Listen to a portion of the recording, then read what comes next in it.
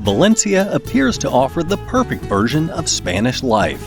A Mediterranean beach, a walkable historic center, warm weather, beautiful parks, late dinners on outdoor terraces, and a cost of living that is supposed to be lower than Madrid or Barcelona. But Valencia in 2026 is not the inexpensive secret it once was. Housing costs are rising. The summer heat can be exhausting. Local salaries do not always match the lifestyle advertised to foreigners. And the experience of spending a week here is very different from signing a rental contract and building a life here. That does not mean Valencia is no longer worth considering. It means you need to understand the real city, not just the version shown in holiday photographs. So, what is living in Valencia actually like? What does it cost? Which neighborhoods work best? What becomes easier? And what could make you regret the move? Let's take a closer look. Valencia occupies an attractive middle ground. It is Spain's third largest city, but it rarely feels as overwhelming as Madrid or as saturated with visitors as central Barcelona. It has a major airport, universities, hospitals, extensive public transport, and enough cultural life to feel like a genuine city rather than a seasonal resort. But it is also compact enough for many everyday journeys to be made on foot or by bicycle. The city's most distinctive feature is the Turia Garden, a green corridor running from approximately 9 kilometers through the former riverbed. It connects neighborhoods, sports grounds, playgrounds, museums, and the City of Arts and Sciences. For residents, it is much more than a tourist attraction. It becomes a running route, a cycling highway, a weekend meeting point, and, during the hottest months, one of the city's most valuable stretches of shade. Then, there is the coast. Valencia has city beaches, but it is important to understand the geography. Living in the historic center does not mean stepping directly onto the sand. The beach is several kilometers away, depending on your starting point. It is easily reached by tram, bus, or bicycle. But Valencia is a city with a beach, not a compact beach town. That distinction matters when choosing where to live. Housing is where the Valencia fantasy meets its first serious reality check. In June 2026, advertised rents across the city reached an average of approximately €16.70 per square meter, more than 7% higher than a year earlier. That means a modest 60 square meter apartment works out at roughly €1,000 per month before bills, based on the citywide asking price average. But averages hide enormous differences. Ciutat Vella, the historic center, offers atmosphere, architecture, and immediate access to restaurants and nightlife. It also brings visitor traffic, noise, older buildings, and some of the city's highest rents. Ruzafa, often written as Rutafa, is fashionable, social, and filled with cafes, bars, and international residents. It is one of the easiest places to enjoy Valencia immediately, but that popularity is reflected in prices and noise. Cabanyal and the wider maritime districts put you closer to the beach. They offer colorful architecture, local character, and a different pace from the center. But conditions can change noticeably from one street to the next, so viewing the immediate area matters. Benimaclet remains popular with students, younger residents, and people who want a neighborhood atmosphere.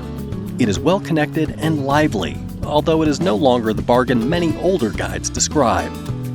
Patraix and Jesus are less glamorous on a postcard, but often make more sense for ordinary life. They are residential, connected, and, according to current asking price data, generally less expensive than the historic center or l'Eixample. Campanar appeals to people looking for newer buildings, more space, and easier access to parks and services. It can work particularly well for families, although it feels less traditionally Valencian than the older central districts. The lesson is simple: do not choose a neighborhood from a weekend visit. Visit in the morning and at night. Check traffic and street noise. Test the journey to the places you will actually use, and inspect the apartment itself, not just the location. Ask about air conditioning. heating, insulation, outside noise, and whether utilities are included. A beautiful balcony becomes much less romantic when it faces a busy bar at 2 in the morning. Mobility is one of Valencia's strongest advantages. The city has buses, metro services, trams, commuter rail, and a large cycling network. Municipal figures now describe roughly 200 kilometers of cycle lanes, and cycling activity continued to grow during 2025. In practical terms, many residents can live comfortably without owning a car. The metro and bus networks handle longer journeys. Bikes are useful for the final stretch. And because much of the central city is relatively flat, walking is often the simplest option. That does not mean transport is perfect. Some outer neighborhoods have better connections than others. Late-night journeys may require more planning. Metro coverage is not equally convenient in every district, and crowded summer buses to the beach can test anyone's patience. But compared with a car-dependent city, the difference is substantial. You can cycle through the Turia Garden, continue towards the City of Arts and Sciences, reach the seafront, and return through residential neighborhoods without organizing your day around parking. That freedom changes the cost and rhythm of daily life. Before renting, however, check the actual door-to-door journey. An apartment described as close to the metro might still require a long walk, a transfer, or an infrequent connection. The map is useful. A test journey is better. Food is one of the clearest reasons Valencia remains enjoyable to live in. This is the home of paella valenciana, traditionally prepared with ingredients such as chicken, rabbit, and local beans, not the mixed seafood version commonly served in tourist areas. The city is surrounded by productive agricultural land, with local rice, vegetables, and citrus playing an important role in the regional food culture. Markets and neighborhood shops can make everyday cooking rewarding. Restaurants range from inexpensive local bars to ambitious modern dining. But eating well in Valencia is not simply about prices. It is about timing. Lunch is often the main meal. Dinner begins later than many newcomers expect. A quiet restaurant at 7 in the evening may not be unsuccessful. It may simply not have started dinner service.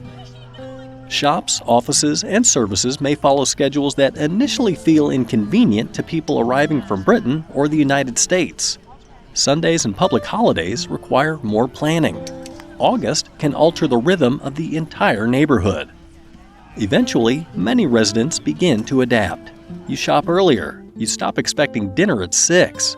You learn which local businesses close in the afternoon and which stay open. You begin measuring evenings in conversations rather than reservations ending after 90 minutes. That slower social rhythm is one of Valencia's greatest attractions. It can also be frustrating when you need something completed quickly. Valencia is famous for its climate, and much of that reputation is deserved. Winters are generally mild. Outdoor life remains possible through much of the year. Gray, wet weeks are less dominant than in northern Europe. But warm weather does not automatically mean comfortable living. Summer can be hot, humid, and persistent. The nights matter as much as the daytime temperature, especially in apartments that trap heat. Air conditioning is not a decorative extra. For many residents, it is an essential part of choosing a home. Winter creates the opposite surprise. The outside temperature may seem mild, but older apartments can have weak insulation, tiled floors, and limited heating. A winter that looks gentle on a weather application can feel unexpectedly cold indoors. This is why the apartment inspection matters so much. Check the orientation of the windows. Ask how the property is heated and cool. Look for signs of damp. Test the shutters. Listen for neighbors and traffic. In Valencia, the quality of the building can affect your comfort more than the city's average temperature. Healthcare is another area where the headline version needs context. Spain has an extensive public healthcare system, but access depends on your circumstances. Working residents and other eligible groups may enter the public system through the appropriate registration process. EU and other eligible European visitors can use an EHIC for medically necessary public treatment during a temporary stay. But an EHIC is not intended to replace proper healthcare registration after making Spain your habitual home. Some eligible residents use an S1 form.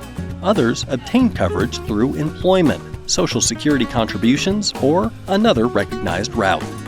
People without public entitlement may need private insurance, particularly when it is required for their residence application. The important point is not to assume that arriving in Spain automatically provides unrestricted public health care. Confirm your route before moving. Administration can also be a test of patience. Depending on your circumstances, you may need to deal with residency documents, municipal registration, healthcare registration, banking, and appointments across different offices. The system can work perfectly well once everything is established. The frustrating part is often getting established. Bring the correct documents. Keep digital and paper copies. Do not rely on one unofficial checklist.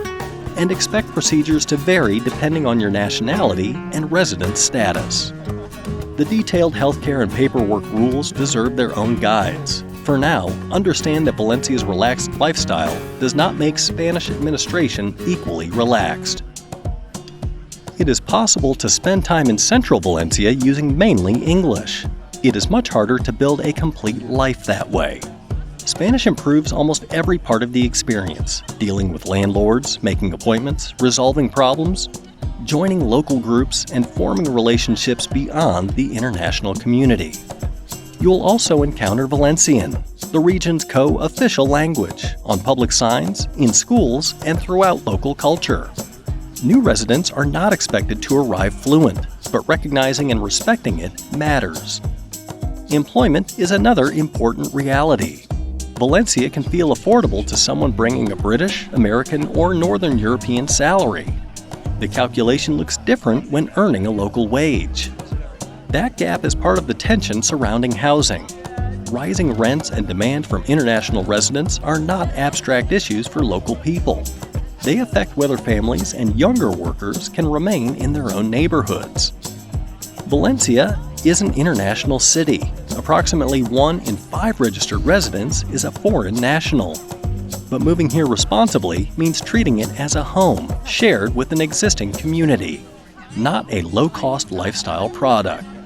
Learn the language, support local businesses, understand the pressure on housing, and avoid describing the city as cheap to people whose wages have not risen alongside the rent. That attitude will take you further than any expat Facebook group. For the right person, Valencia removes a surprising amount of friction from daily life. You can walk for coffee, cycle through a park, buy fresh food locally, and reach the beach without owning a car.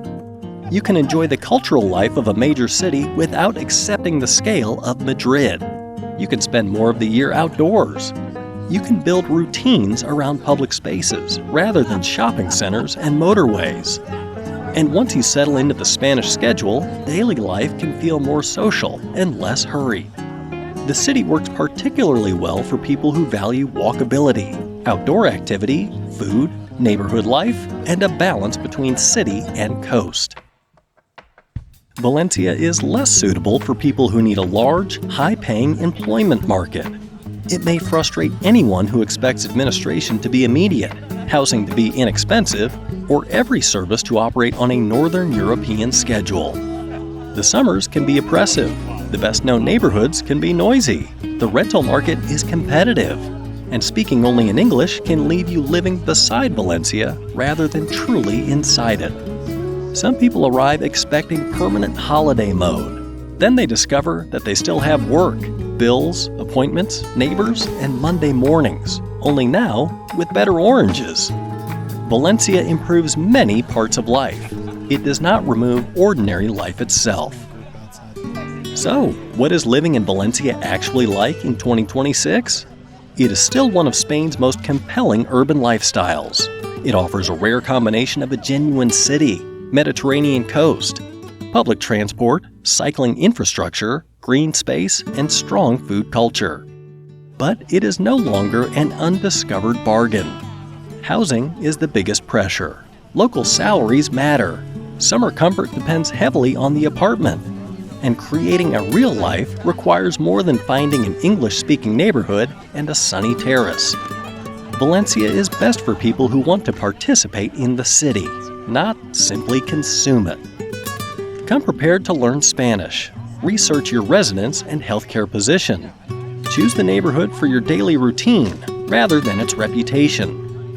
And build a budget around today's rents, not the prices quoted in a video from 5 years ago. Do that, and Valencia can offer something increasingly difficult to find: a city large enough to remain interesting, yet manageable enough to feel like home. The biggest question is now the budget. In the next Travel Towers guide, we calculate what 1,500 euros a month genuinely gets you in Spain, and compare how that budget performs in Valencia, Alicante, Malaga, and Madrid. Subscribe if you want practical, properly researched guides to what living in Spain actually costs and how everyday life really works. Then watch the next video, what 1,500 euros a month gets you in Spain in 2026.